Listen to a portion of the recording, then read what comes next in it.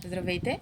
Ще ви покажем как да клонирате и добавите към вратата универсално дистанционно на Hjormann B-Secure от оригинално дистанционно на Hjormann HSE4 868 B-Secure.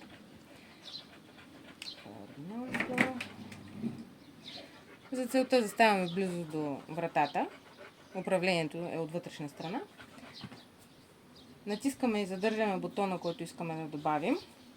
И натискаме 3 пъти произволен бутон, докато не започне да свети в червено светодиода. След това натискаме и задържаме бутона на оригиналното дистанционно. След като двете започнат да мигат, отпускаме бутона на оригиналното дистанционно, чак когато светлинният индикатор на универсалното изгасне. И добавянето е завършено.